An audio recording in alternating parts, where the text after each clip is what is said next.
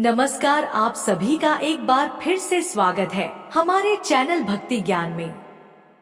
आप सभी को नाग पंचमी की हार्दिक शुभकामनाएं। आइए नाग पंचमी के अवसर पर सुनते हैं नाग पंचमी की एक पौराणिक कहानी। एक बार की बात है, किसी गांव में एक किसान रहा करता था।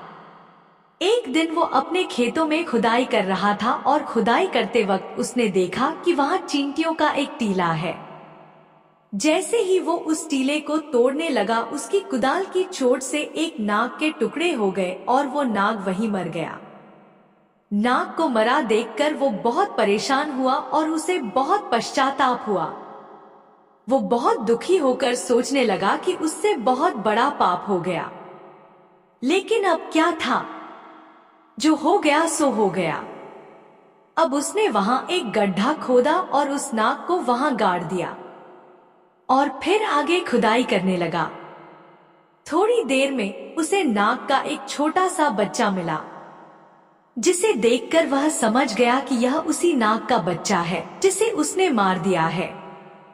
अब उसे उस बच्चे पर बहुत दया आई और वो उसे अपने साथ अपने घर ले आया। अब किसान और उसकी पत्नी उस नाग के बच्चे का अपने बच्चे की तरह पालन पोषण करने लगे। शाम के समय जब नागिन उस टीले पर आई तो उसने खून देखा। खून देखकर वह समझ गई कि किसान ने मेरे नाग को मार डाला है, और अब अपने बच्चे को भी वहां ना देखकर उसे लगा कि उसका बच्चा भी मर गया है। अब वो बहुत दुखी हुई और उसने निश्चय किया कि अब वो किसान और उसके घर में किसी को नहीं छोड़ेगी। अब जब अगले दिन किसान खेत पर आया तो वो नागिन छुप कर बैठ गई और किसान पर नजर रखने लगी।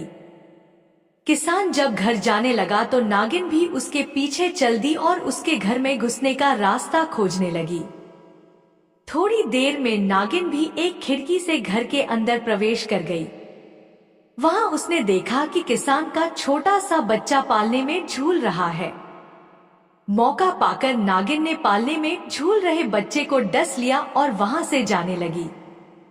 नागिन को किसान ने जाते हुए देख लिया और वो समझ गया कि यह वही नागिन है जिसके पति की मृत्यु उसके हाथों हुई है। किसान और उसकी पत्नी दौड़ते हुए अंदर गए तो उन्होंने देखा कि उनका बच्चा मृत पड़ा था। उसका सारा शरीर नीला हो गया था।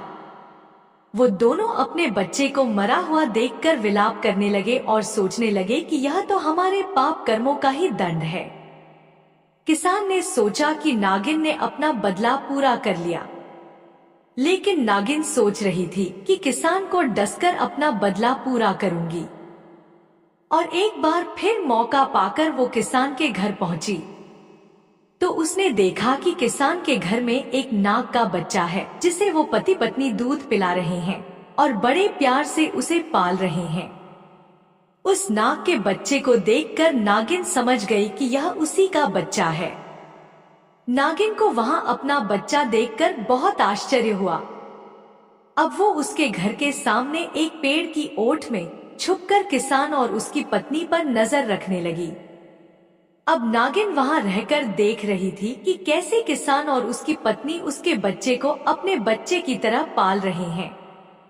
यह देखकर नागिन के मन में किसान के बच्चे को मारने का बहुत पश्चाताप हुआ और वह सोचने लगी कि यह दोनों तो बहुत दयालु हैं, बहुत धर्मात्मा हैं।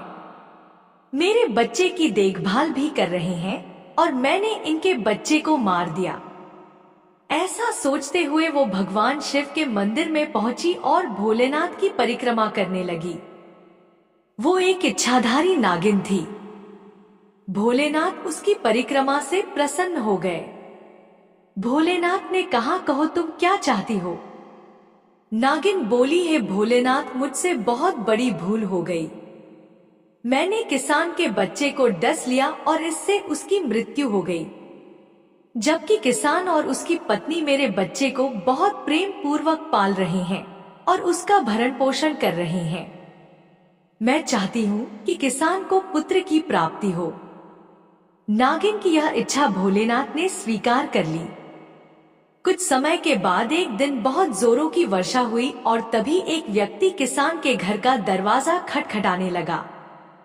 किसान ने दरवाजा खोला तो वह व्यक्ति बोला, भैया यह मेरा पुत्र है, इसे अपने पास छुपा लो, मेरे पीछे कुछ डाकू पड़े हैं, उन्होंने मेरा सारा धन लूट लिया, अब वो हम दोनों को मार देंगे, यदि मैं वापस ना लौटूं तो मेरे पुत्र का लालन पालन अपने पुत्र की तरह करना।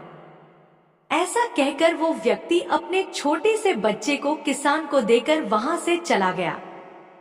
किसान को तो कुछ समझ नहीं आया, लेकिन किसान और उसकी पत्नी उस बच्चे का लालन पालन अपने पुत्र की तरह करने लगे। वो नागिन किसान के घर के बाहर ही एक पेड़ के नीचे अपना बिल बनाकर रहने लगी। किसान और उसकी पत्नी को अपना बच्चा पालते हुए देखकर वो नागिन बहुत खुश होती।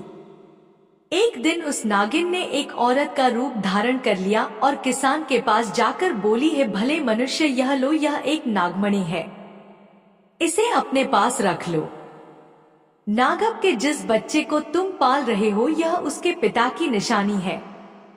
यदि कभी किसी इंसान को कोई सांप काट ले तो इस नागमणि को उस पर लगा देना, इससे वो तुरंत ही ठीक हो जाएगा और सारा जहर खत्म हो जाएगा। इतना कहकर वो औरत नागिन बनकर वहां से चली गई और किसान और उसकी पत्नी समझ गए कि यह वही नागिन है जिसके बच्चे को हम पाल रहे हैं। अब नाग का वो बच्चा बड़ा हो गया और वो भी एक इच्छाधारी सर्प बन गया।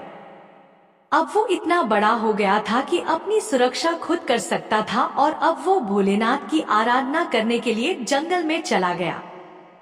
किसान और उसकी पत्नी को भी अब एक बच्चा मिल चुका था। किसान और उसकी पत्नी अब बच्चे के साथ घर में प्रेम पूर्वक रहने लगे और नागिन भी उनसे प्रसन्न होकर उन्हें नागमणि दे गई, जिससे अब उन्हें सांप का कोई डर नहीं था। तो यह थी नाग पंचमी की कहानी।